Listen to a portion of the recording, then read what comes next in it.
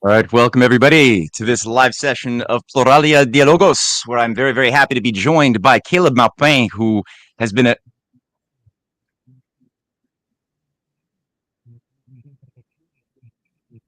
Sorry, I was getting a little bit of a feedback there on my side. Sorry. Uh, so, Caleb, thank you for joining us today, and I'm still getting feedback. Sorry. Okay, now I think I resolved it. I resolved my issue. Big apologies.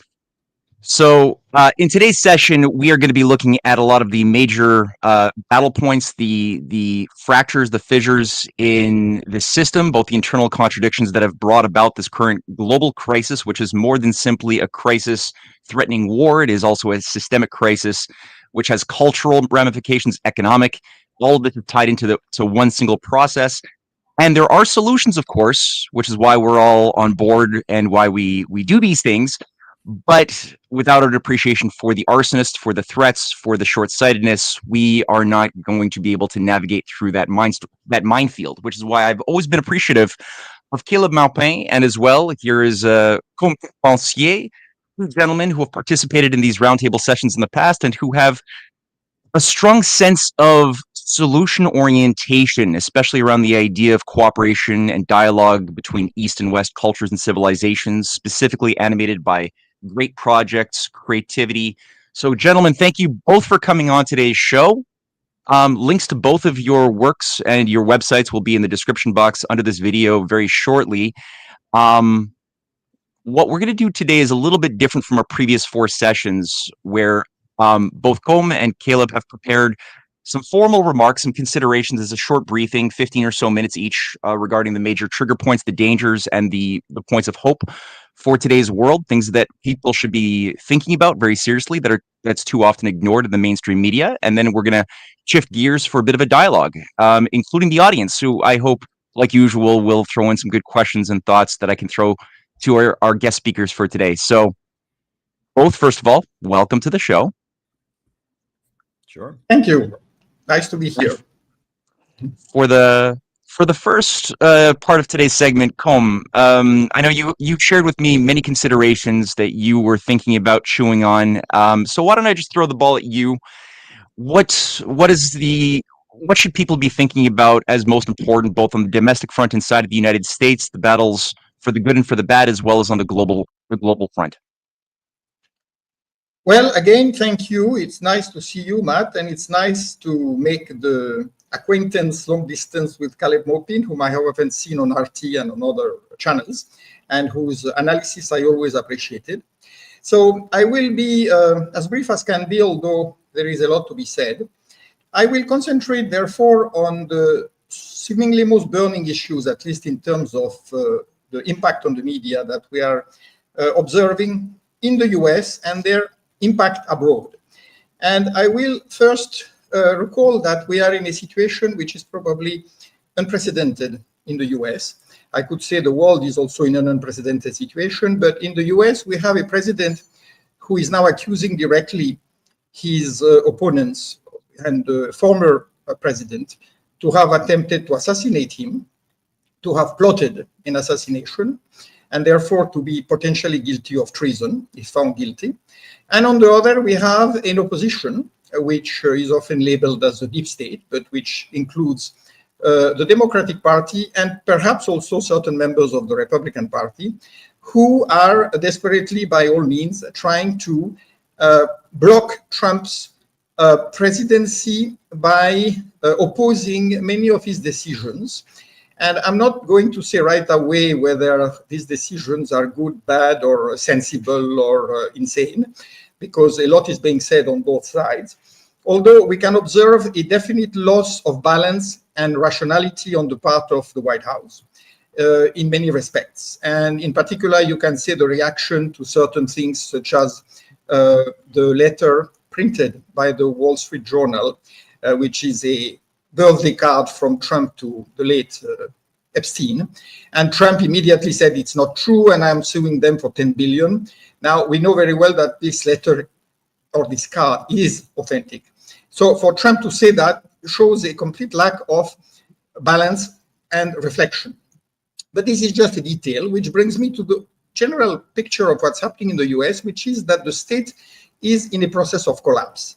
And just as Trump would like to throw out the Federal Reserve Chairman and possibly become the Federal Reserve Chairman himself, or possibly even some say bringing down the Federal Reserve, which of course has been the subject of much polemic and of much criticism for many years now. And on the other hand, you have some serious challenges which are being raised about the authority of the president to do certain things that he is doing and that he has done, both with regard to foreign policy, such as the tariffs, and the fact that many of those decisions seem to be made on the basis of personal preferences and interests of the president. I'll give you an example. When he invited General Munir of Pakistan to the White House and gave him a lunch, which is rather, I would say, above protocol, but anyway, he basically wanted him to support his candidacy for the Nobel Peace Prize. And then what is less known is that he invited Prime Minister Modi, who was at the time in Canada, and asked him to come over, have lunch with him. And it was clear that he also wanted him to co-sponsor the nomination for the Nobel Prize, which Mr. Modi declined to do by claiming that he had some urgent engagements in India and couldn't possibly change his travel plans. But that shows you the extent of what I would call perhaps the alienation of the president, who basically thinks that the most important thing is for him to secure a Nobel Prize, and who is lobbying very actively about this. Now, this is just one of the many instances of things that have been done, which Trump's supporters have tried to justify and even praise, but they found and they find increasingly difficult a support of his policies when they clearly stray away from either rationality or sheer honesty. I will again go back to the issue of what's happening now with the so-called Epstein files. Let us not even discuss whether there are files or not. There is a dossier which the Attorney General has referred to very clearly, and now yet there has been, so far from the administration, a complete refusal to disclose the information which his own supporters, which Trump supporters in the MAGA field, would like to see opened up. And Trump has definitely lost his temper on this. He has accused some of his supporters of being disloyal and stupid. And he basically said, I don't want your support anymore.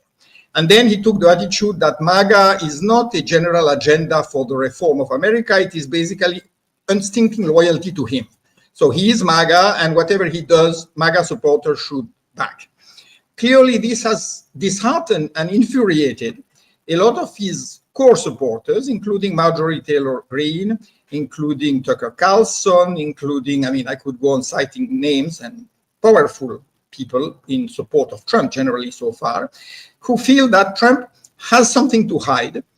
And it's not difficult to understand that he has something to hide, because we know that the murkiest case in the last few years in American politics is the Epstein files. And we all see now what's happening with the only person to have been condemned and incarcerated, who is Miss Maxwell.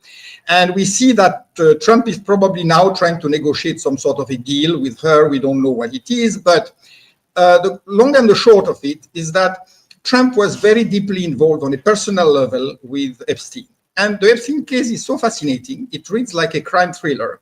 And so it has been endlessly discussed and analyzed by people like Whitney Webb, like Ryan, like David. Yeah, I mean, I could go on giving names, but also David, he's the former lawyer of one of the victims. In any event, David, the fact is that there has been a tremendous number of analysts and researchers who have paid attention to this dossier, and who have come with some rather, I would say, terrifying results, in the sense that no matter how you look at the Epstein affair, you can see that it has multiple dimensions. On the one hand, it is definitely a matter of very murky finance, high finance, involving money laundering and tax evasion, at the very least, also involving the famous derivative financial market, which, as you know, was mostly responsible for the 2007-2008 financial crisis, which collapsed Bear Stearns, where Epstein had worked for a while. So this is a financial dimension. There is no clarity about what Trump's role was in that. But then if you look at the political dimension, the fact that Epstein was on very close terms with many of the most important people in the world for many years, despite what he was doing in his private life, which some of them at least must have known. And then it goes all the way from, Larry Summers to Bill Clinton, very intimate relationship. Also, the Crown Prince of Saudi Arabia, Mohammed bin Salman, who was not the Crown Prince yet. And then you go on, and you find hundreds of names at all levels, Marvin Minsky, Stephen Hawking. And the point is that if Epstein was able to acquire all these connections and make them into very close personal friends or obligés, or perhaps victims of a blackmail racket, you have to understand how that could happen, given that Epstein was born in very humble circumstances and that he was a college dropout and was basically brought in through a network which seems to have been tied to the late Robert Maxwell, which might explain why Ghislaine Maxwell, Robert's daughter, and Epstein became very close, and probably the connection with Ghislaine Maxwell brought Epstein even further higher in the hierarchy of power because of the connections that she had from her father and from the world that she belonged to. So this leads, of course, to the key issue which has been raised by so many of the researchers, including very noisily Tucker Carlson, but of course Whitney Webb has done a tremendous work on this. One can read her book in 2 volumes, A Country Under Blackmail, in which it has become apparent that the entire system, nominally headed by Epstein, although there were probably even more powerful people behind him who put him up as the facade, this network is tied to one of America's greatest political and diplomatic, how would I call it, an enigma, or you may give it another name, which is the special relationship with Israel. And the fact that very definitely and very openly, Israel has been practicing a number of techniques to keep the US bound to follow its wishes and to implement decisions that Israel wants to be implemented. Now, this is particularly visible with Epstein, who was personally in touch with 4 successive Israeli prime ministers, and whose current prime minister was, of course, also close to him. And that, of course, brings into play the relation between no less than 2 US presidents with Epstein, Bill Clinton, and obviously Donald Trump. And if you hear some of the comments that are made by some of Trump's closest former friends and family members, such as Mary Trump, his niece, or such as his biographer, Michael Wolff, you see that there is something tremendously disturbing about Trump's past, both at the personal level and at the business level, and possibly also at the political level, insofar as he was probably groomed to get into the position that he has by certain interests that wanted him to play the role that he's playing. So that brings us to question very seriously the traditional story of Trump being the outsider who came to destroy the deep state. Now, there may be factions within the deep state, whatever you may want to call the deep state, but clearly, if Trump belongs to doesn't belong to one faction, then he certainly has to belong to another, because the kind of support he got, despite his many failings and his many mistakes, which are clear in terms of his rhetoric, in terms of his actions, you can imagine that he's serving the interest of certain people. And if you go back to the matter of the Epstein files or the Epstein dossier, you see that his attitude changed very abruptly after the last visit that Prime Minister Netanyahu paid to Washington, D.C., where he had this private meeting with both Trump and the Vice President Vance. And it seems that after that conversation, Trump decided that it was all important not to release any more information about Epstein, his connections, and his work. And obviously, once you go into the details of Epstein's operations, then you find some very big name in American finance, in particular Leslie Wexner, Leon Black, the Pritzkers, the Crowns, and I could go on enumerating them. You see, so what you have there is a massive financial power network, which is very clearly tied to a foreign country. And it's not Russia, it's not China. Of course, Russia and China are playing their own games in American politics, as most other great powers try to. But it is particularly the Israeli problem, which has now become very acute, because I think for the first time in modern America, that relationship has come under increasing scrutiny and has aroused increasing controversy and even anger. You can see the way many of the eminent speakers of the MAGA crowd are talking about Israel and about its stranglehold on American politics and on American finance, because clearly Marjorie Taylor Greene has again said that she had been trying to stop more and more literal donations made to Israel, ranging into the billions, at a time when a lot of social programs and other necessary expenditures in the US are being cut. And in fact, we all know that you cannot withdraw even a penny of the money that is allocated for Israel, because that is just beyond any kind of question or discussion or controversy. So for the first time, we see a real split between a large part of the political base, both on the right and on the left, and the bipartisan elite, which has been, including Trump, which has been desperately trying to cover this up and to keep feeding Israel with what Israel wants and supporting Israel's policies in the Gaza Strip, as well as towards Iran, towards Syria, although that's less clear now. But obviously, there was an agreement between Israel and the US that the first priority was to overthrow Assad, and that whoever would come afterwards, in that case, a notorious former terrorist leader, that would be much more acceptable to both Israel and the US. So where does that lead us? It leads us to the fact that America, the United States, now has to look very deep into its political structure and what is been alluded to for a long time as the deep state, what it consists of, what are its goals, and what are also, for those who are more interested in occult matters, what are its philosophical or symbolic underpinnings. There's been a very interesting discussion, I don't know if you have followed it, about Epstein's ideological or even religious associations or affiliations, because you're speaking of his transhumanist ideology, or you're speaking of something else? I am speaking of his transhumanist ideology applying to himself, but that transhumanist ideology had the deeper roots, which have been alluded to in various very serious sources, and of which you can find some, I would say, physical trace in the temple that he built on the Little St. James Island.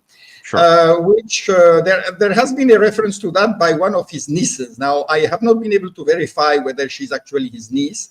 She goes by the name Anya Wick because of her current husband, but she has been interviewed by people who are apparently done due diligence on her claims. And she says that as a member of the Epstein family, she belongs to a sect which defines itself as worshippers of Belial or Baal.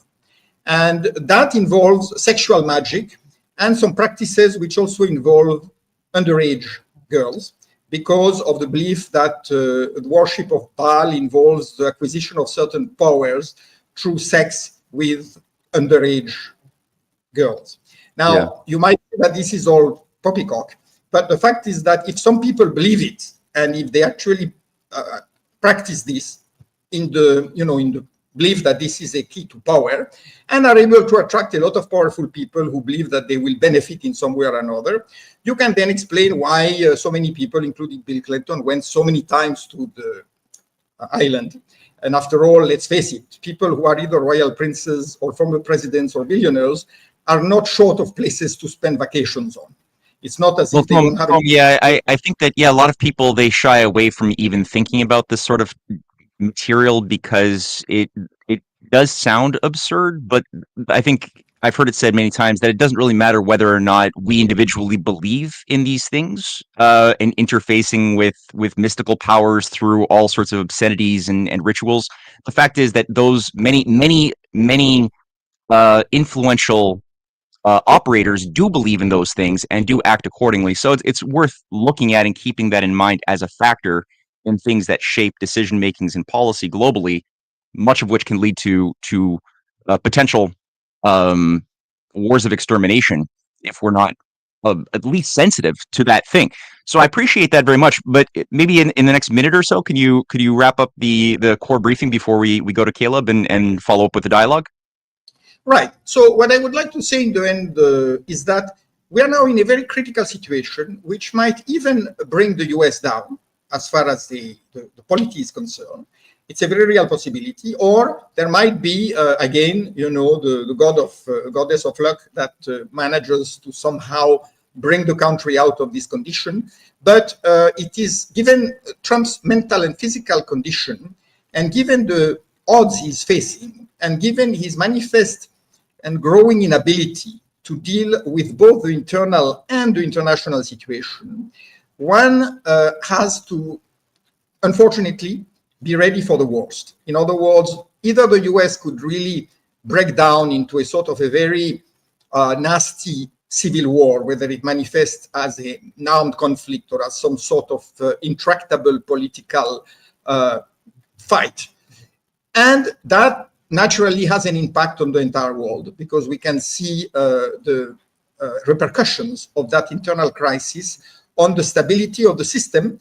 And of course, on the positive side, it probably will help bring about the rise of alternative powers, which are represented by the BRICS, by the Shanghai Cooperation Organization, and by others. So really the advent of a multipolar world, which may come and on the ruins of the single superpower. So I will leave it there. Thank you.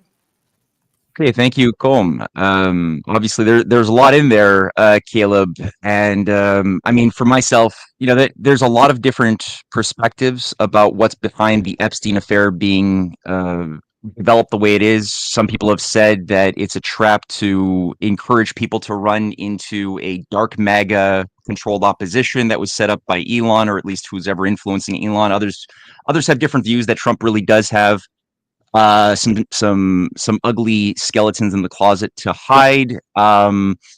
There's definitely the threat of social destabilizations as if the economy does fall into a landslide, with that breakdown of social cohesion that happens with economic crises, and especially systemic ones. You could feasibly have more violent conflict, maybe even a civil war, as Colm had mentioned. And then there's the issue of the BRICS and the broader multipolar alliance that doesn't really want chaos on Earth, but is trying to manage something very unmanageable, or at least very, very daunting. So with all of that said, Caleb, I'll just throw it at you. Do you agree with Combs? Do you share his concerns, or do you have a different perspective on some of those matters? Well, I appreciate Combs' remarks. He gave an important perspective on the conflict taking place behind the scenes. And I think we all have big questions right now. Will we actually see an end to the war in Ukraine? Is it possible that with everything taking place, with the calls against Zelensky, we could actually see peace in Ukraine? Is it possible that we'll see Obama administration officials who cooked up this whole Russiagate thing, and it's now been revealed by Tulsi Gabbard in these documents that the whole thing was completely a hoax, more of a hoax than any of us imagined. I mean, people watching this, we all knew it was fake to begin with, the idea that there was some kind of Russian conspiracy to get Trump into the White House, but it's more of a hoax than we even imagined. And will there actually be imprisonment of Obama officials for this fraud in American politics that cost the taxpayers millions of dollars? Will the Middle East heat up? What will happen next with the Epstein affair? All of these questions are certainly on our minds. And many people are looking at the Trump White House and saying it is very confused. It doesn't quite know what it is doing. The left hand doesn't know what the right hand is doing. The head doesn't know what the foot is doing. There's a lot of confusion. And I expect that by September, we will see some level of clear trajectory coming out of the White House. But right now, there's a huge amount of confusion. But that said, my strength and my work has generally been looking at the bigger picture. The news cycle is very important, and to understand what is behind these events is certainly very important. But I look at the big picture. The book that I wrote a couple of years ago that has been translated and published in Chinese, that's been widely circulated, is called "Where is America Going? Marxism, MAGA, and the Coming Revolution." And the thesis of this book is that basically the Western economic system, which at this point I think we can describe as imperialism or globalism, is in a long-term crisis due to technological development. Human creativity and brilliance has exceeded the narrow restraints of a system where production is organized to maximize profits for private owners. We human beings, with our creativity and our brilliance, we are breaking unprecedented, barriers. And with artificial intelligence and with technological advancement, I mean, we are doing things that were only imagined in science fiction novels in the past. And that the built-in problem of poverty created by abundance, people being homeless because there are too many houses, people being hungry because there is too much food, poverty amid plenty, glut, value crisis, overproduction. That crisis, that built-in problem of the profit-centered economic system is being seen on a wider scale than ever before. We human beings at this point have the ability to create a world with so much wealth and abundance. I mean, self-driving cars are just a few years away. And yet that threatens to create more poverty than ever before. And that doesn't make any rational sense. And that ultimately what we need is society to rationally organize production so that human creativity can no longer be restrained. So these great technological advancements can lead to creating a prosperous world for all and completely eliminating poverty. And while the Western system is crashing and burning and trying to deal with the confusion rooted in all of this, and the fact that we now have had all these great technological breakthroughs, there's a whole nother section of the world that has come into being as the result of anti-colonial revolutions. China, the Chinese Revolution. You can talk about the Shia axis of resistance in the Middle East. Russia, that certainly suffered horrendously after the fall of the Soviet Union, but restored itself with state control of oil and gas and a government that took control of natural resources and used that revenue to rebuild the economy strategically. The Russian president based his, he wrote an academic thesis about how to restructure Russia's economy around what he called national champions, state-run energy companies that could be used then to kind of centrally plan and build up a private sector and raise Russia up. And he put it into practice, and Russia is quite strong now as a result of these economic policies. You can talk about the Bolivarian countries in Latin America, and now we have the BRICS, and we have the Shanghai Cooperation Organization. We have the Eurasian Economic Union. We have a wave of resistance in the Union of Sahel States on the African continent. There's a whole section of the world where the chaos of the market doesn't prevail. And you have states that come out of anti-colonial revolutions that are investing in their people, not in derivative ripoff schemes and not in the profits of finance, but rather in their people and in the building of physical economy. And they are rising as a result of the fact that they're not restrained by the irrationality of the market. And that contradiction between the Western system that is in chaos and free fall due to the built-in problems of production organized for profit and the rising new world of states rooted in anti-colonial revolutions that are investing in their populations and physical economy and pro-growth, that contradiction is hanging over the Western system.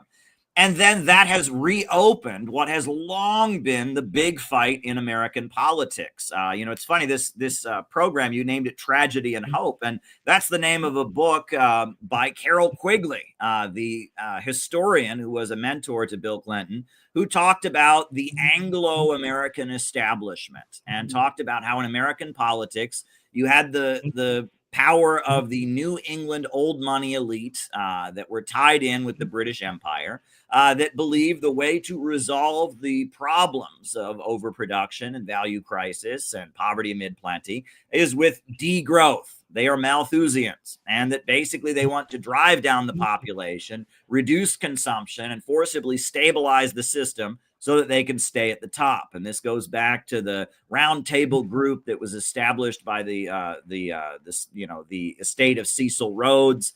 This goes back to the Rockefeller family that were big promoters of abortion and birth control, not because they believed in women's rights and freedom, but because they believed the poor people were breeding too much, and that was the basis of the problem. And that there has long been an axis in American power, the old money elite, that have sought to stabilize the system with degrowth methods, with Malthusianism. Meanwhile, there is a big layer of the American elite that just want to make money. And following the Second World War, those folks, the lower levels of capital, especially folks associated with California and the Southwest, Texas, Arizona, those forces got tied in with the military. And they were pro-growth, and they were tied in with the military-industrial complex. And you can really interpret post-World War II American politics as a fight between the Eastern establishment and the lower-level capitalists that were tied in with the military-industrial complex. And you can interpret the assassination of John F. Kennedy, the impeachment of Richard Nixon as kind of a push and pull between the bulk of the American elite that just want to make money and the old money New England liberal establishment that wanted to control them, degrow, depopulate, and stabilize the U.S. economy. And that push and pull has gone on. And there's a lot written about it. There's a very good book called The Yankee and Cowboy War by Carl Oglesby that lays this out. I will give credit to Lyndon LaRouche. He had an understanding of this push and pull in American politics, and began as a Marxist, but saw that leftism and Marxism was starting to serve the degrowth Eastern establishment, and then pivoted to trying to build a pro-growth movement that would align itself perhaps with the military and have the military invest in scientific research and development. And there's many different forces in American politics that have caught on to this. What is interesting about the time that we're living in is that basically you could argue that in our time, the Yankee and Cowboy War has been reversed. It is the lower level capitalists that are saying we want economic growth, and Russia and China and countries around the world breaking out of poverty and building themselves up is the potential to make more profits for us, and we should invest in them.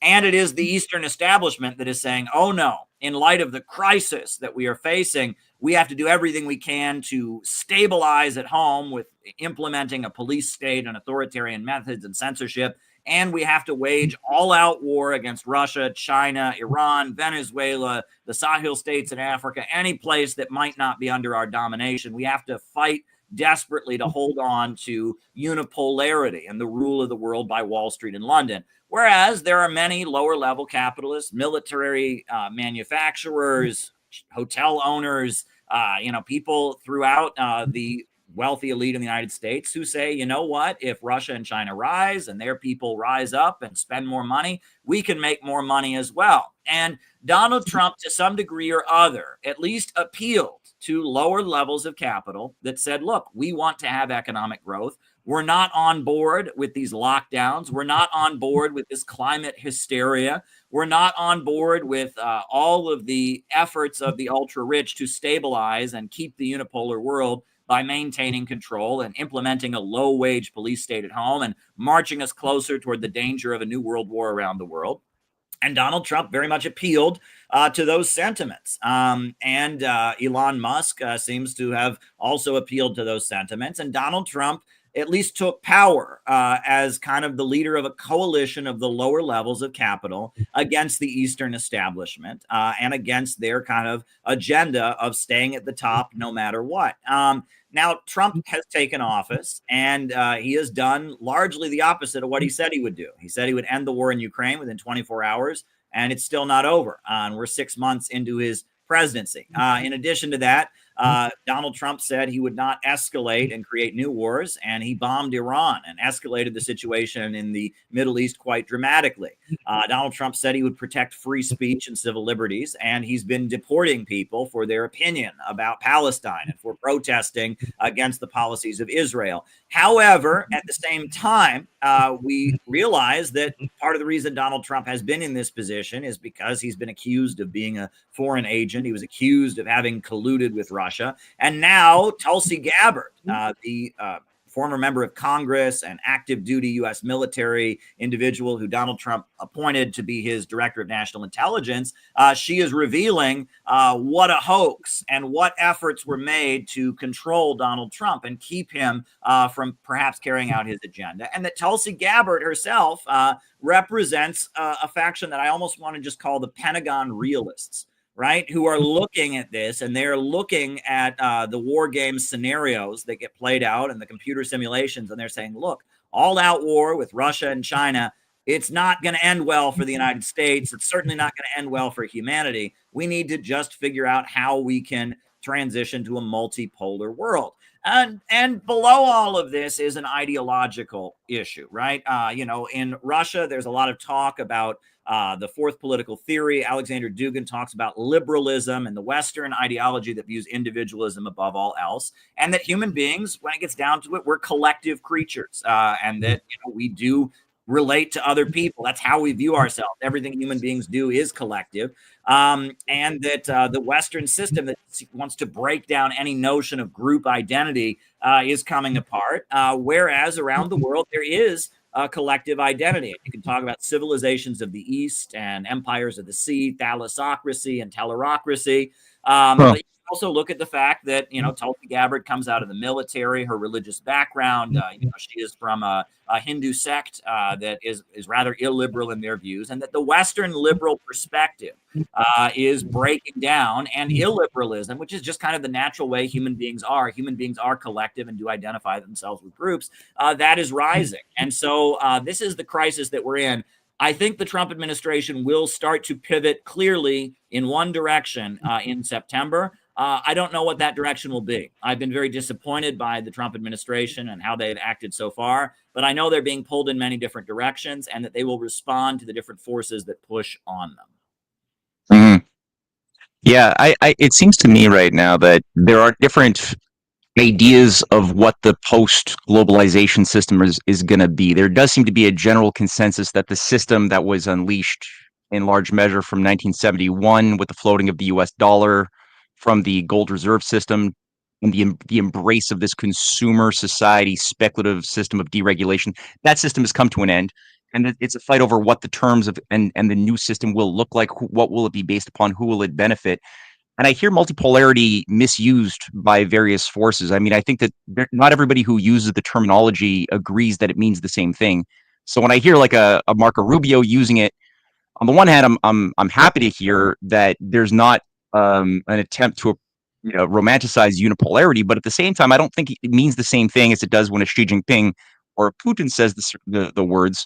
Some seem to believe that it means simply dividing the world into empires in a Hobbesian sort of clash as we wait to have the eventual fight for unipolarity down the line, or like some weird Orwellian system. Others actually do have this view that, like you were alluding to, Caleb, that it's better to have a respect for other cultures, other power blocks, while at the same time cooperating on win-win mutual, universal needs. So I'm looking right now at the military buildup. There's like 5 simultaneous military games happening, exercises, 2 of which are world historic. One involves Space Force in China's backyard. There's disruptions on the soft underbelly of Eurasia. Azerbaijan, Armenia, are seeing some major flanking maneuvers where they're being pulled, it seems, into a Western orbit that could feasibly threaten the greater Eurasian partnership. So what do you? I'll throw this at you, Com, and then I'd like to get Caleb's thoughts on this as well. Do you see the faction that wants cooperation in the West coming out? Like, do you see that as a viable thing right now? I mean, a lot of people are talking about a potential Trump appearance in China in September with Putin and Xi Jinping. It's being floated, not really confirmed. But do you see that there is hope for the U.S. waking up and taking part in a positive idea of multipolarity, or do you see that as a bit of a pipe dream right now? I think that there is an innate contradiction in Trump's apparent espousal of some kind of multipolarity, in the sense that he claimed he was not in favor of intervening in other countries and staging, coups and color revolutions. But on the other hand, he's trying to find another way to maintain and even expand American hegemony. It was very clear when he went to the Gulf states and when he basically said, I love you people, I love Arabs, the usual Trump, euphoria, but you have to bring billions and trillions into the US. You can't invest anywhere else. You have to invest with us. So in other words, what he's trying to do is reduce the US expenditure. Remember, he's a businessman and he has been through 5 or 6 bankruptcies. So he's trying to make more money and spend less money. Of course, he can't be logical with himself even then, because his budget is going to seemingly add another 3 trillion in deficit over the next 10 years, the big, beautiful bill.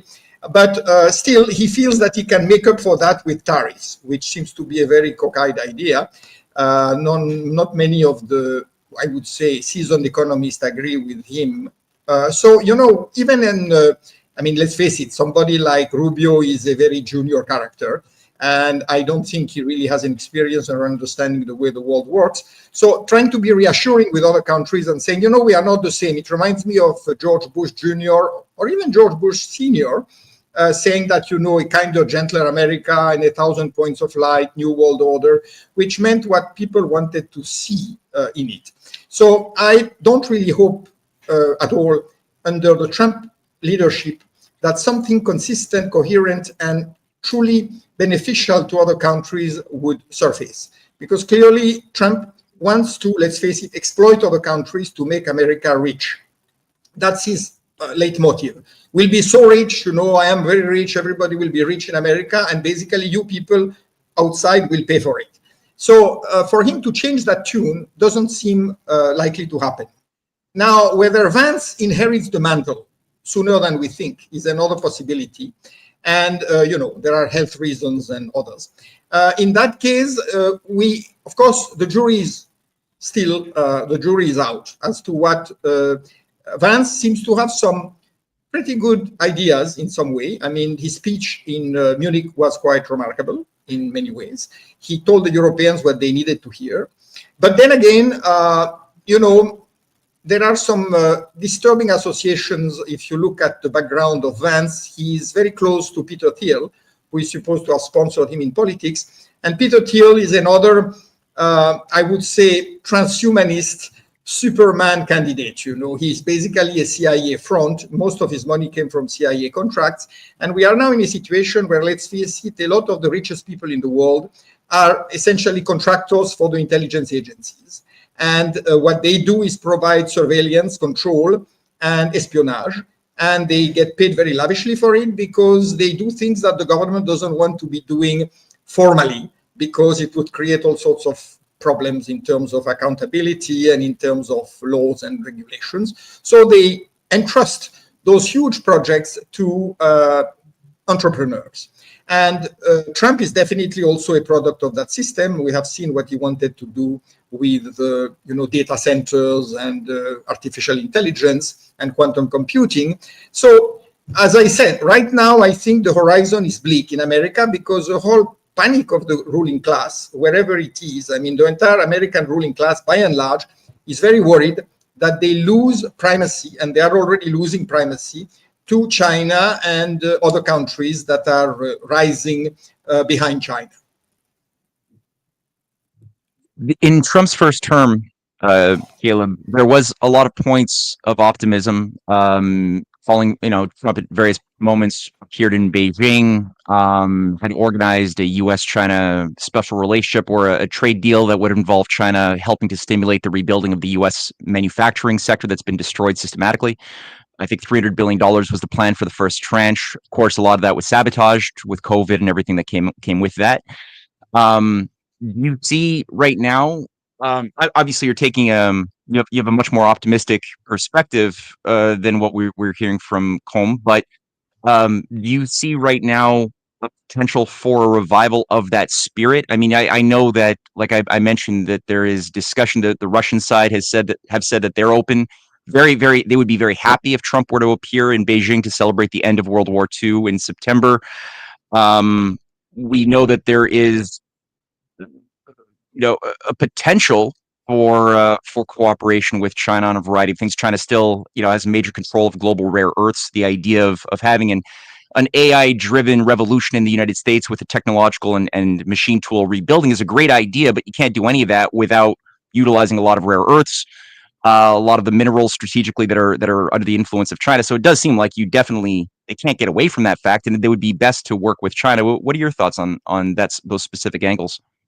Well, regarding Trump, his first term, what's clear is that MAGA is much bigger than Trump, and that MAGA kind of represents the sleeping giant of the American people who are tired of their wages going down, tired of these wars being waged all overseas for the profits of billionaires, and that MAGA is going to take on a life of its own, whether with a new name or not. And that is the beginning of what is ultimately needed in America, which is an anti-monopoly coalition, right? We need the lower levels of capital, the small business owners, and the working class of the heartland to come together and demand a government of action that fights for working families, a pro-growth government. That is what is ultimately needed. As far as Trump going to Beijing, I would like that. That would be great. And that Tulsi Gabbard and her revelations, we have an article on our website at the Center for Political Innovation.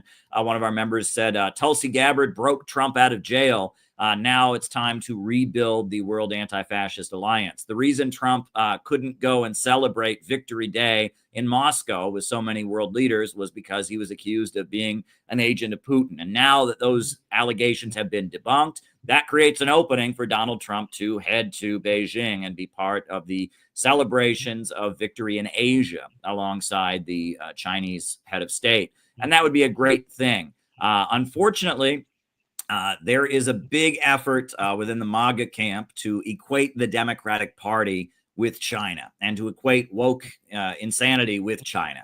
And part of that is that a counter gang, a woke liberal activist group called the Party for Socialism and Liberation, that plays a very negative role in trying to keep anti-imperialist sentiments attached to the kind of liberal Russiagate, Trump derangement syndrome politics.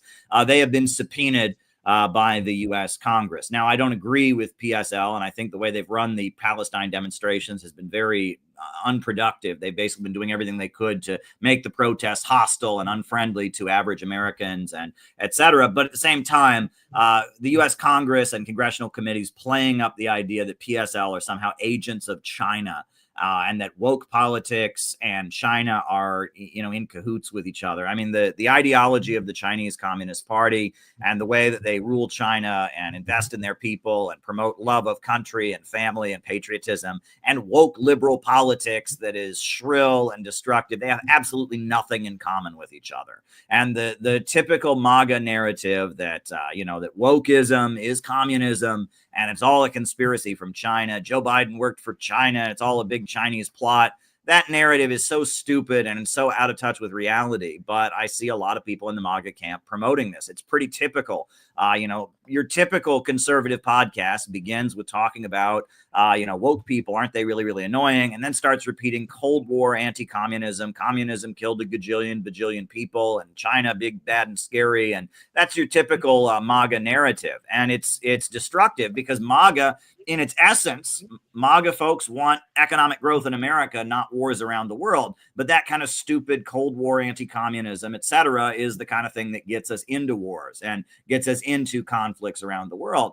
One of my biggest concerns right now is the danger of a kind of years of lead in America. Because in Italy, when Italy was set to leave NATO, the CIA engaged in Operation Gladio with the funding of far-right groups and far-left groups like the Red Brigades, assassinations, bombings, killings. They created a body count. They created a lot of political confusion where people didn't know what side people were on, and people were afraid to get politically active because they might get shot. And that's why Italy is still in NATO, even though coming out of World War II in the 50s and 60s, they didn't want to be part of NATO. The Italian public wanted Italy to be more independent, perhaps friendlier to Russia, etc. And it was through the covert manipulation of politics and the promotion of violence, bloodthirsty political violence, assassinations, shooting people in their legs and crippling them for life, kidnappings, the Aldo Moro, the former prime minister, being kidnapped when it became clear he wanted to form a coalition government with the Communist Party. And all of that led to a situation where, against the Italian public's will, they stayed as part of the Atlanticist bloc against the Soviet Union. That's what I believe the intelligence apparatus and the Eastern establishment is trying to do in America. They want to create a body count between NATO and between the MAGA crowd and the woke crowd. They want to make American politics so confusing, no one knows who's on what side. They want people to be afraid to get politically active because they might get shot or assassinated or kidnapped or something like that. And we need to oppose political violence, right? It is one thing to argue that people that are under attack have the right to defend themselves, but assassinations, bombings, political murder, which is becoming almost routine in America, there's a lot more political violence that needs to be very loudly opposed. That is the one thing that will prevent the overwhelming majority of the American people from getting what they want. No matter where you go in America, red state, blue state, north, south, religious, conservative, rural, urban, people know, number one, that this country is ruled by a group of billionaires and bankers who don't care about them. Two, they know that those billionaires and bankers are getting us into wars that do not benefit average Americans. And three, they know that our freedoms are being taken away. The freedoms that we're told make America great, freedom of speech, freedom of assembly, the right to privacy, all of that is being stripped away. We need a real polarization around the understanding that we don't want World War III, we don't want a low-wage police state, and we want our living standards to rise. That is the real polarization we need, and we need to reject the false polarization that is being fomented to try and control us. Well said, Caleb. Combe, I think a lot of people have noted as well in recent years that there has been a romantic revisionism of the events of World War II, and not only did we get a glimpse of that first, or an oddity with Nazi symbolism and heroes of the Nazi regime in Ukraine being brought into becoming official national heroes with schools and buildings and roads named after Bandera and Mikola Lebed and company. But then we also began seeing second, third generation technocrats with major influence. Chrystia Freeland in Canada, with a grandfather who ran the major press agency for the Nazis in Ukraine during World War II. We've got Ursula von der Leyen with some weird family connections too through her father that interface with Operation Gladio. Now the new MI6 director also has a grandfather who is known as the Butcher, as a Russian defector who joined the Nazis in Ukraine and developed a really wicked reputation. So it seems like these things which were never resolved, there's something unresolved after World War II, which was tied into the creation of NATO, which, it's a funny irony, right? That people are freaked out. They're being trained to emotionally melt down at the word of China as America's natural enemy, but yet the actual Nazis that worked with the Japanese fascists, funded by Wall Street and London bankers, to bring about a new world order back 80 years ago that killed millions of Chinese and 25 million Russians and many, many, grandparents of today's generation in the West. They were given new jobs to run NATO's secret armies, to run Operation Gladio, the Days of Lead, as you pointed out, Caleb. I mean, these are to run NATO, 8 consecutive Eastern European heads of NATO's Eastern European Command were all unreconstructed Nazis. So it's there's something definitely unresolved, and I'm curious to get your thoughts. What do you say when you encounter people who flip out who consume way too much anti-China propaganda, and yet there's this reality slapping them in the face that they should be looking at? I know you've pointed out the danger of civil war is another thing that you're concerned about. What do you tell them? How do you address this? It's not only against China. In Europe, it's even more against Russia, because, again, Putin has been made into the new Hitler, and Russia is seen as the definitive villain and the greatest threat for the survival of Europe. There is always that. I mean, I've had very serious people in Sweden and other countries tell me, the moment Ukraine is defeated, Russia will invade all of Europe.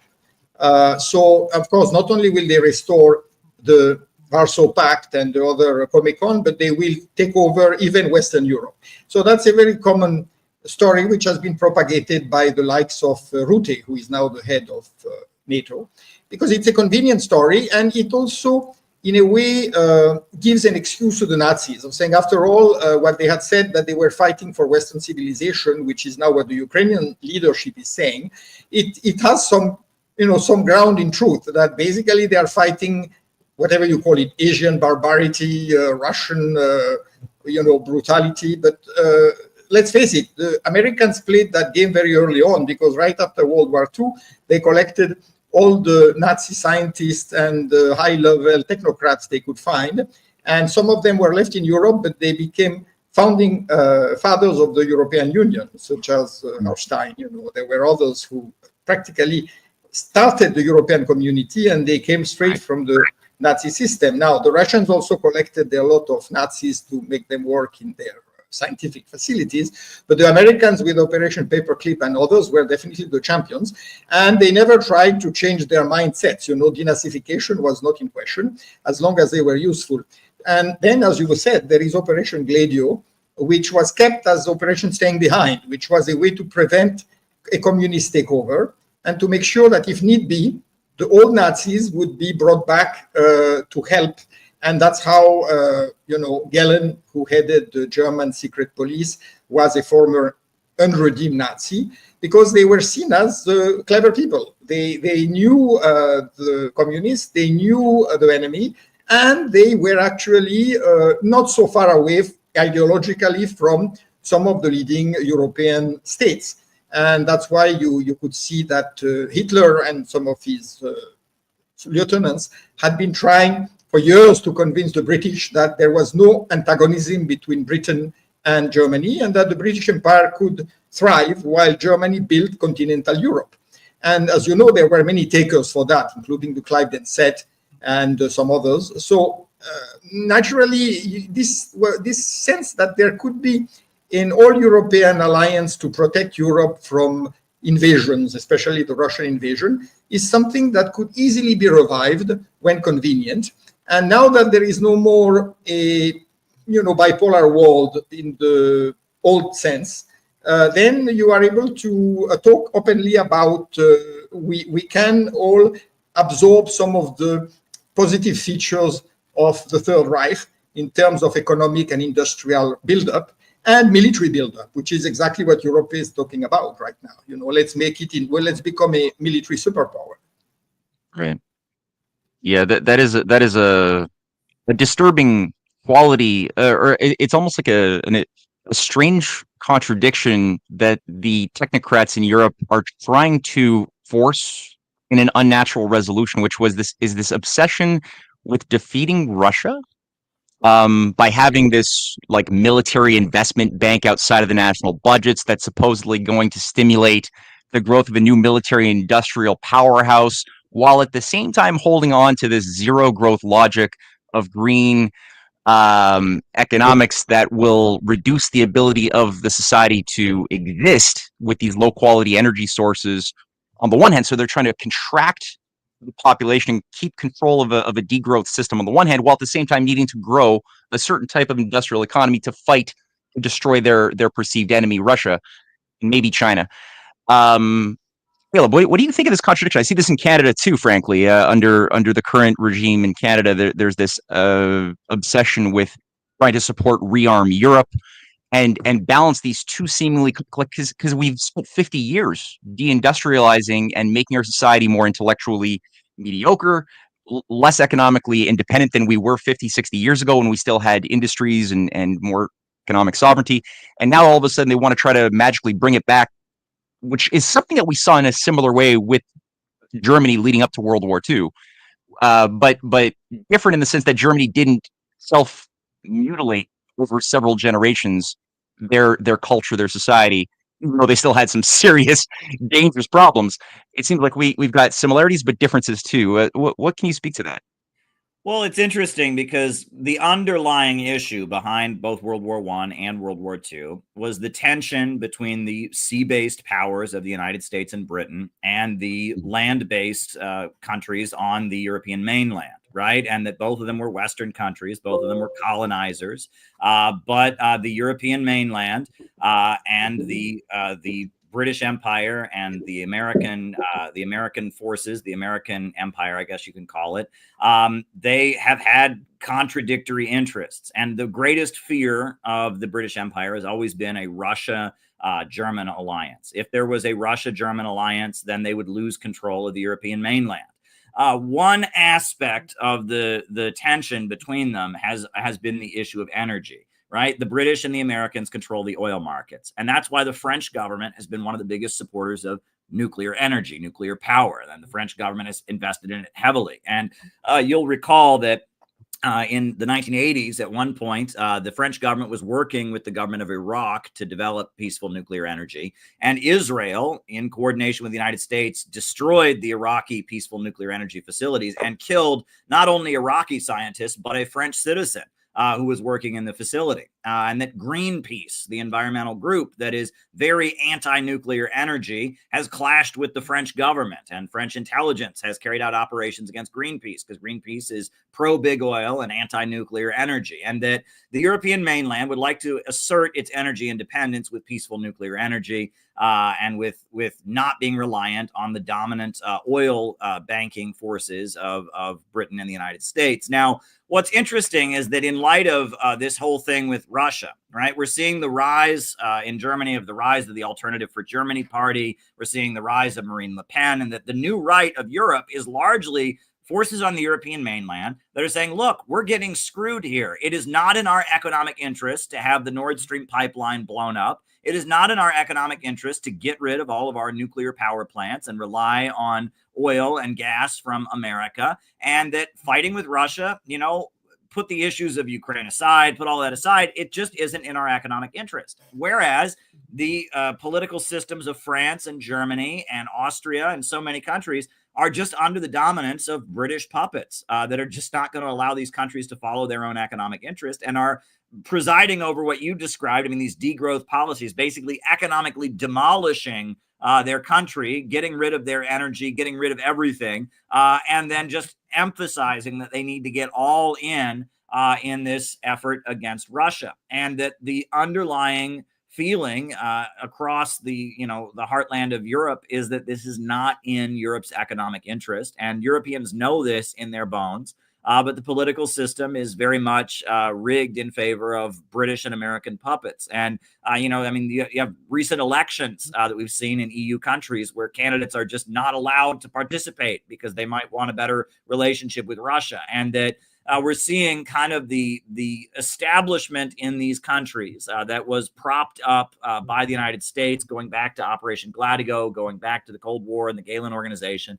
We're seeing that establishment losing its credibility with the public and becoming more and more desperate as it holds on to power, because what they're presiding over is just not in the economic interest of the countries on the European mainland. And that same tension that gave birth to World War I and World War II, there would never have been a Hitler without Hjalmar Schacht, the German economist. And Hjalmar Schacht, basically, he felt that the future of Germany was not in alliance with Britain and with America, that Germany had its own independent economic interest. And he brought Hitler to power on that basis. And we saw the horrendous events that resulted from that. The British gave Hitler support at the beginning because they saw him as a barrier against communism. But then when Hitler aligned himself with Hjalmar Schacht and Germany tried to reestablish itself as a colonial power in World War II, we saw the horrendous things that went on. And that led to World War II. But ultimately, that tension, the tension between the European mainland and the Atlanticist powers, that tension remains. And the European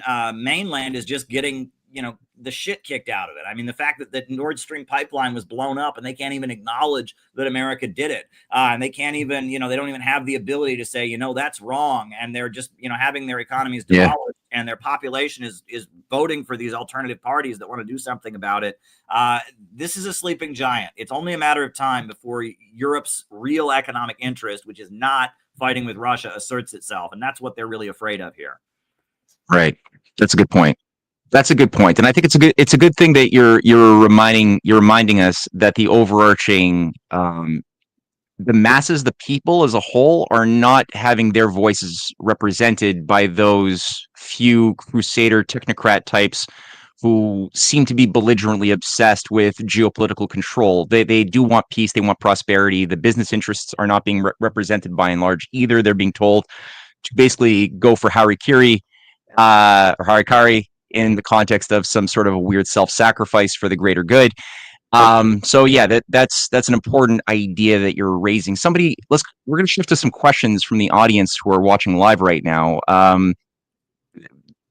There's one question that just came in that I think it's a simple question, but I'd like to get both of your thoughts on how you address this. They ask, is the conflict in the Middle East really a battle of the Abrahamic religions, or is there something else going on that's not simply, because that's how it's often framed, right? It's just that religions, if you let them just be religions, they'll just clash with each other forever, and it's just because of religions being different, and that's what they do. And often there's certain things left out of that discourse. So I'll throw it to you, Com. How would you respond to that? Very clearly, the Zionist project was a European project originally. And then, of course, it was heavily supported by the United States later on.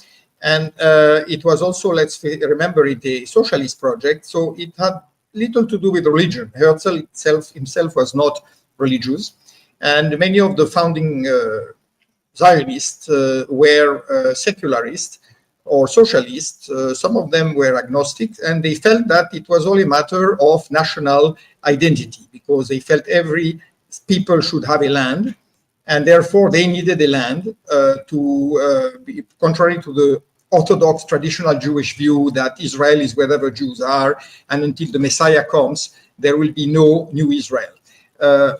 Herzl and the other Zionists broke that tradition and tried to make Israel into a modern, originally socialist state, which has now become anything but socialist. But as a result, I do not think that you can call this a clash of religions. You can call it a clash of civilizations, because on the one hand, you have the European, American, imperialist and capitalist tradition, which Israel represents in the Middle East. Let's face it, Israel is often proud to be called an unsinkable American aircraft carrier in the region. And on the other hand, you have, of course, Arab nationalism, which involves both Muslims and Christians. And before that, by and large, a coexistence between the three Abrahamic religions was rather peaceful, although there were problems because of the presence of the Ottoman Empire. But all in all, it is the relative harmony or synergy, or at least symbiosis, between Arab Jews and Arab Muslims was quite viable, and it endured for centuries and centuries. And it's only, I would say, the arrival of the European and then later the American Jews that this balance was broken, because these people were clearly completely alien to the local culture. They brought a different language, a different understanding of both politics and society. And this has been Israel's problem. No matter how we want to look at it, it is a bit like what South Africa was until the end of apartheid. And these situations are very hard to change, because a dominant minority or majority in the case of Israel, although the majority is now almost no longer a majority, it never wants to leave its privileges, and therefore it keeps using every possible means to preserve its power. So, and of course, it is protected by the American belief that Israel is vital to its own interest, or simply by the fact that the Jewish American community is far too powerful and they impose a Zionist agenda on the United States. But I certainly do not think this is at the root a conflict between religions. Caleb, can I get your thoughts on that too? Yeah, I mean, I'll answer that by talking about how, especially since the end of the Cold War, we've seen a rise of Islam in the Middle East. Arab nationalism, which was secular, has kind of been, fading. And that Islam, the world Islamic movement at this point divides into three categories. You have the westernized Muslims that come out of the Muslim Brotherhood. This is a current that started in Egypt and was kind of in awe of the West, argued that the West was more Islamic, etc., and that the USA began funding that movement against Abdel Nasser in the 1950s. And Turkey and Qatar are the main supporters of the Muslim Brotherhood and westernized Islam. You also have Wahhabism, which is the ideology that justifies the, authoritarian government of Saudi Arabia, the kind of absolute monarchy that, this is Salafism. These are people that want to kind of restore the time of the Prophet Muhammad, that, that they eat with three fingers because the Prophet Muhammad supposedly ate with three fingers, and that they want to almost restore an economic and political system that mimics feudalism, but they make very effective foot soldiers in Syria and elsewhere. But then you have the third current, which is the Shia current, and Shia Islam has been around for over 1,000 years. However, in the 1979 revolution, Shia Islam became an expression of anti-colonialism and national liberation movements, because Shia Islam has a tradition of standing with the oppressed, because the 12 imams, most of them were martyred in fights, fighting for the oppressed against the rich. Shia Islam kind of became a Middle Eastern expression of anti-colonialism, anti-imperialism, and anti-capitalism in a lot of cases. And now the Shia axis of resistance in Yemen with the Houthis, in Bahrain, where you have the movement against the US-backed monarchy, in Syria, they were the biggest fighters in support of the Syrian government, etc. Centered around the Islamic Republic of Iran. They kind of represent the main force of resistance to Israel in the region. And Israel is a Western colonial project. So yeah, I don't view it as a fight of Abrahamic religions. However, Islam has divided into three, and especially since the conflict in Gaza has escalated, the Shia axis of resistance is winning more and more popularity, and it's just winning the hearts and minds of the entire Muslim world. I mean, the Houthis stood up for the Palestinians in a way that no one else did, but their naval blockade, their picket line in the Red Sea, you will not cross as long as Gaza continues to face this bombing. And the Houthi movement in Yemen, and the kind of the anti-imperialist forces that are modeled on the Islamic Revolutionary Guards of Iran, they are at this point who those who oppose Israel are cheering for around the world. And as much as Donald Trump has attacked Iran and attacked their nuclear facilities, I believe the Shia axis of resistance, at least in terms of public opinion, is very much the winner at this point. Around the world, people are supporting them and cheering for them. Mm. There's a question here from Red Axis called Caleb, Caleb, I saw reports that child malnutrition levels in Yemen are astronomical. How could they solve this? Should they stop sacrificing on behalf of others and instead just focus on themselves? I mean, certainly Yemen has carried out have sacrificed immensely over the last, really, since 2014 and the civil war, or the war with Saudi Arabia being launched. It's been quite astounding to see the resilience, but at the same time, the suffering is immense. What would you say to that? Well, I mean, Saudi Arabia blockaded Yemen and bombed them, since 2015. At this point, there's a bit of a freeze in the fighting, because it's just not good PR for Saudi Arabia to be attacking Yemen at a time that Yemen is standing with the Palestinians as they are. But one of the main principles of the Houthi movement is they're fighting for economic development. They want public control of their natural resources. They want to use Yemen's oil wealth to build the country up. And the founder of the Houthi movement, Hussein al-Houthi, the founder of Ansar Allah, he built, healthcare clinics all across the mountainous regions of Yemen that provided healthcare for people. He set up the Young Believers, which was like a summer camp program, a religious youth program that provided literacy to some of the poorest people in the world. And the Houthi movement is about economic development. Right now, they're in war conditions. They've been in war conditions since 2015, but through their solidarity with the Palestinians, they've gotten a freeze, at least, on the Saudi bombardment of them. And hopefully this leads to a situation where they can begin economically developing, which is the basis of their program to begin with. If you look at the movement, the sermons of Hussein al-Houthi talking about how Yemen was a rock on which nothing could be planted, calling for them to develop their own agriculture, etc. That is the thrust of the Ansar Allah movement, is a drive for economic development. So right now they're in war conditions, but hopefully those war conditions ease and they're given some peace so they can actually carry their program out. Thank you. Gerald Petchnuk asks, can Combe and Caleb comment on the idea of the four powers? And I think Gerald is referring to the potential alliance of Russia, China, India, and the United States feasibly working together to impose a new economic architecture onto the world. I would just add a little bit of coloring to that.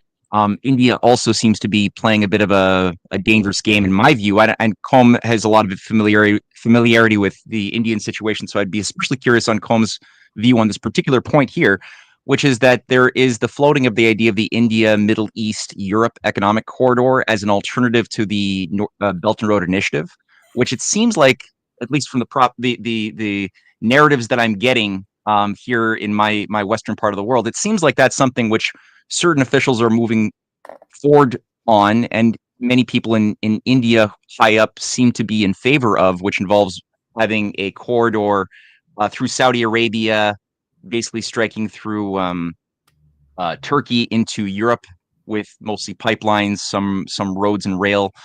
Do you see India as being, first of all, playing a dangerous game and maybe becoming lost or lost to the multipolar alliance orientation? And number two, do you guys together see a viability of the US, Russia, India, China or civilizations collaborating and working together? And I'll throw it at home first.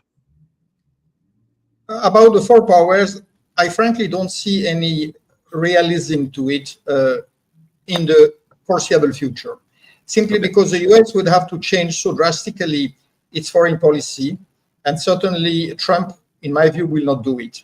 So there would have to be a different power with, a sort of a renewal with the JFK tradition, if you know what I mean, in the US. Otherwise, there is a very discreet but real revival now of the three-power RIC, Russia, India, China, for the simple reason that they realize they need each other. Of course, we all know how close Russia and China are at present.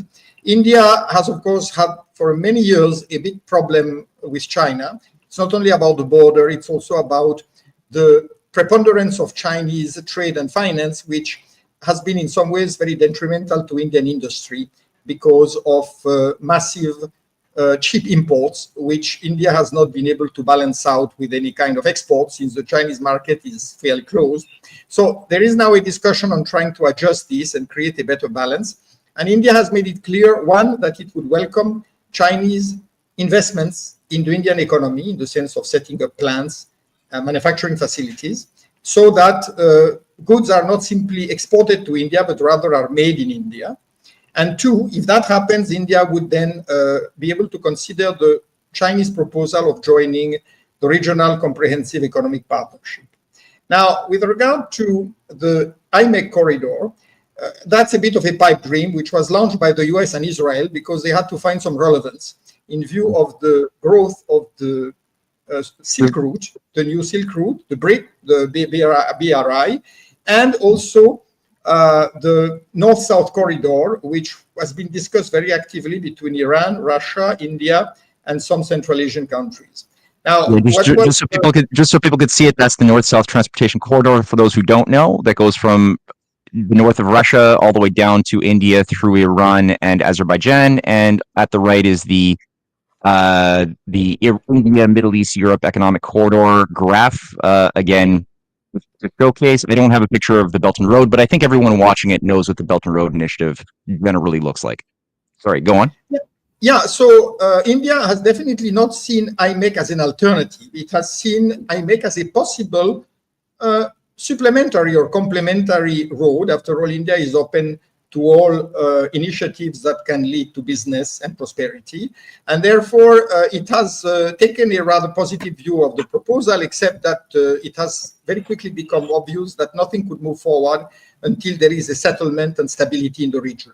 Because as long as you have the situation that prevails now between Israel, the Houthis, and Iran, not to mention the Hezbollah in Lebanon and Syria, clearly you cannot have any kind of corridor which would involve considerable investments, because you have to build an entire railway line across Saudi Arabia, and the logistics are also very unfavorable, because first you have to ship goods from India to, let's say, the Arab Emirates, the United Arab Emirates, and from them you have to put them on a train. And if you have a single freighter, you probably have to have a train that has something like 300 bogies that has to go into Jordan and then into Israel, and then unload in Haifa, and from there go by sea to either Athens or one Italian port or wherever, Marseille. So it doesn't look very clear at all, especially when you have the Suez Canal, which will hopefully start working again if the clash between the Houthis and Israel ends. And that does not in any way prevent the North-South corridor from proceeding. What has prevented the North-South corridor is that until recently, of course, Iran had so many sanctions against it that it was very difficult for India to move in a big way, apart from the fact that India never moves very fast, and administratively speaking. And then Russia was not that interested. Now Russia has become more interested because of the change in the logistical supply lines and the fact that Russia has turned away from Europe now and is focusing entirely on Asia and Africa, and of course South America as well. So as a result, I think both projects could technically take shape, but I would expect the North-South corridor to take place first, to be established first. The only problem is that India on the west is an island, because Pakistan has always opposed any kind of cooperative venture involving India. So from India, you have to go by sea, whether you go to Iran or whether you go to the United Arab Emirates. And from there, then you can start by rail or by road. But that still creates a logistical, bottleneck. So that's where we are. Beyond that, generally speaking, I think India has always had a policy that they do not want to belong to a bloc. They have said that since 1947. And therefore, any idea that they have to join a bloc is very repugnant to them. They feel like they should be able to work with everybody. On the other hand, the American erratic policies, and especially under Trump, the growing threat of major sanctions against India. There is active talk in America of putting 100% additional tariffs on India as long as it buys Russian oil, which is a lifeline for India. Naturally, India feels that it has to become more actively involved in the BRICS. And as you saw in the last summit in Rio de Janeiro, even though Putin and Xi could not attend, India signed on the entire declaration, which was very long, but which was also quite militant and quite, I would say, assertive against the US policies. And India even signed on the condemnation of the Israeli policy in Gaza and Israeli aggression on Iran and US bombing of Iran. This was not expected because India had always abstained in earlier forums. But at that time, they felt they could not stay out of what is seen as the global south, and they had to join their voices. So when push comes to shove, I think India has to see that its interest lies with its regional neighbors. Caleb, did you want to chime in on that, or?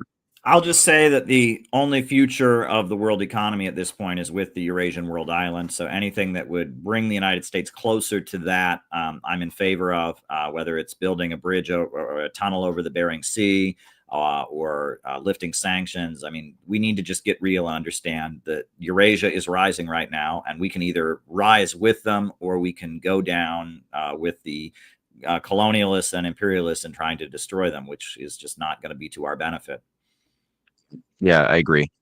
I guess the last question here I'll just throw out with there's been a lot of discussion. Obviously, de-dollarization is happening. The U.S. dollar has been the sort of the center of U.S. hegemony for many decades. However, the system is sitting on a giant speculative bubble, ready to blow, or is blowing as we speak. And we're seeing now the BRICS having come to grow from 4 to 5 to now, I think, 10 members, and a much larger association of BRICS cooperative partners. Thailand, Indonesia being on board, many African countries waiting in line. And their economy currently represents globally something like 40 or 44%, 42% of world GDP. And the growth function in terms of real growth, not just like monetary growth, but real real wealth creation is qualitatively superior than anything we're seeing in the transatlantic basket case west. However, the financial instruments that have been brought online, the Asia Infrastructure Investment Bank, the BRICS Investment Bank, or the New Development Bank, they haven't really been used as real global drivers of investment into large scale infrastructure the way they could be, and maybe the way that the IMF or the World Bank originally were designed to be, but were never permitted to act accordingly when they were brought online after World War II. Do you guys see right now a acceleration in a new BRICS economic architecture, or a new type of architecture that will liberate humanity from the shackles of the City of London, Wall Street, sort of debt-based speculative monstrosity? Or do you see that still moving at too slow of a pace, the process? Well, I'll say that, it's funny, when Donald Trump was first running for president, he was interviewed by Bill O'Reilly. And one of the things he said in his interview was, he said, "You can't push Russia and China together. And President Obama has done that." And he was saying that he was going to not have Russia and China get closer together. But in Trump's first 4 years, Russia and China got even closer. And then after Trump's presidency, his first term, they got even closer. And that it wasn't about Barack Obama making bad decisions. It was that both of these countries are rising and building up their economies independent of Wall Street and London. And the U.S. and its allies are doing more to attack those countries. And so they're cooperating more and more. And that the Cold War alliance between Russia and China that broke apart in 1961 was about ideology. It was, they were both communist countries. Now Russia and China are aligned economically. Russia, it has oil and gas, and it needs to sell that oil and gas. And China has a huge industrial apparatus that needs lots of oil and gas to run it. And the more the USA and its allies attack both countries, the closer they get to each other economically. And that there are bigger forces at play here than just individual will. It's that Russia and China are competitors. Russia is a competitor on the oil and gas and on the energy markets. China is a competitor on the industrial front. The Huawei phones are better than Apple phones by far. They make the best phones in the world. They make half the steel in the world. And that as the Western, monopolies see Russia and China as competitors, they attack them both and try to limit their ability to export products with sanctions and stuff. And so they get closer to each other. And that's just how this is happening. And Russia and China economically are going to keep rising. And countries are going to see that there's a lot of wealth creation going there, a lot of poverty alleviation, and they're going to want to get in on the action. And, Trump's attitude toward the BRICS countries, at least what he's saying is he's going to put sanctions on them and all of that. But I have heard that there is quite the opposite sentiment inside the Trump administration. There are some forces within the Trump camp that would really like to get the United States into the BRICS somehow, or create some mechanism through which some of the BRICS wealth creation could trickle into the U.S. economy. We're going to have to see how this develops, but it's not going to go away. And again, the multipolar world in the sense of a multipolar economy with development taking place and countries rising up and multiple centers of economic power beyond Wall Street and London, that is an inevitability. So we need to just accept that and find a way to fit the future and the prosperity and the rebuilding of America into a multipolar world.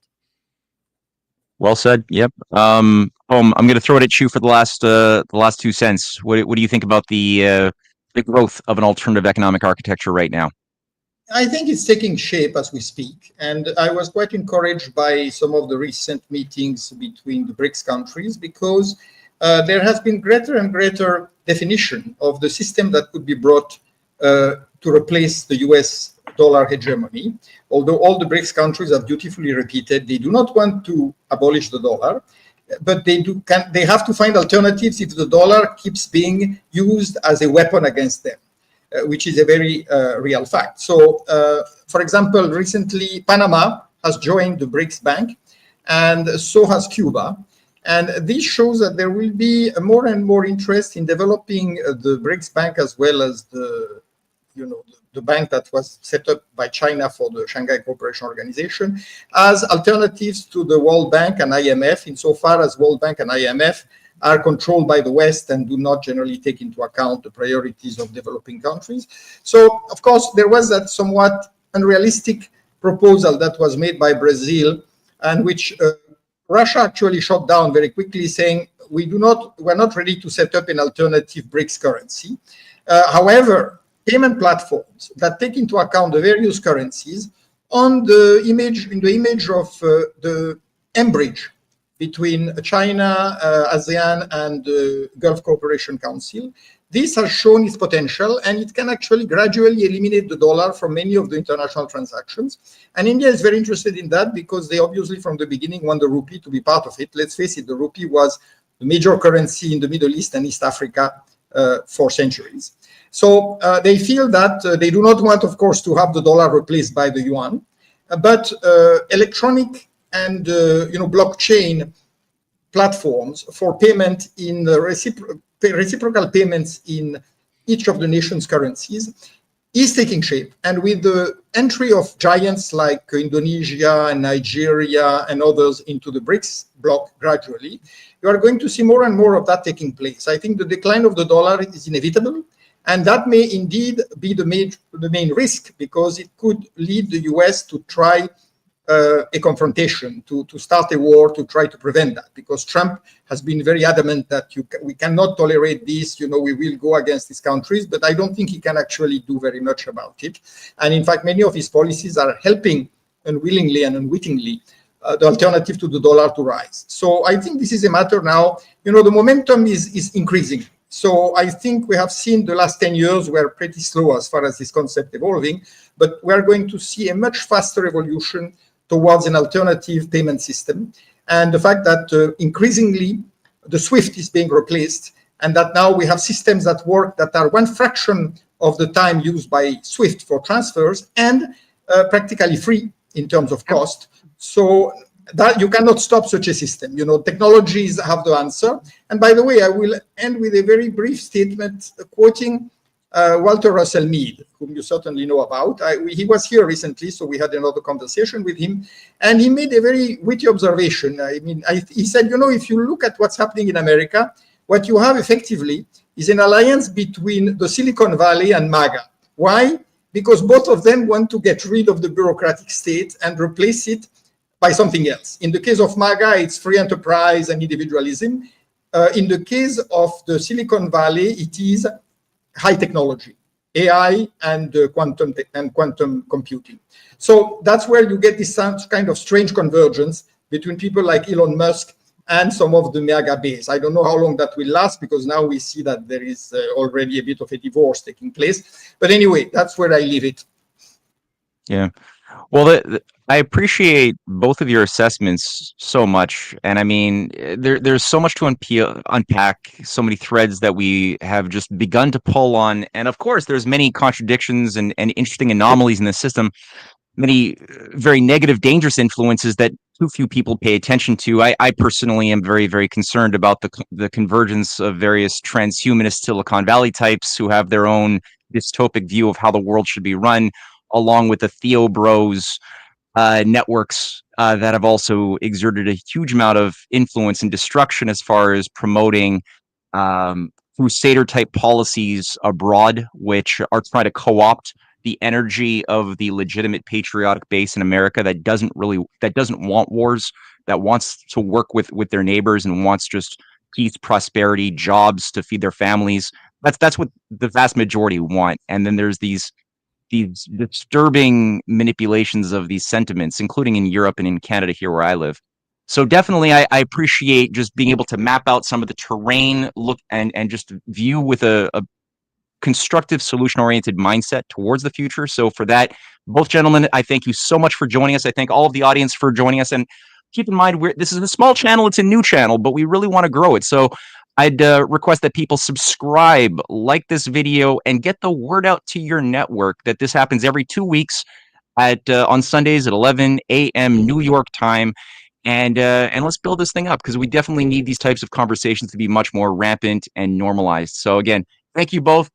For last thing, to buy Caleb's books, of which there are many, to go to his website to support the political Center for Political Innovation. Go to the website under his face right there on the screen, or in the description box under this video. Come Carpentier, your world affairs journal of international issues is really important. The link to your website with all of that material is going to be down also in the description box. I highly recommend people follow that stuff. Thank you both. Until next time. Bye-bye. Bye-bye. Thank you. Bye.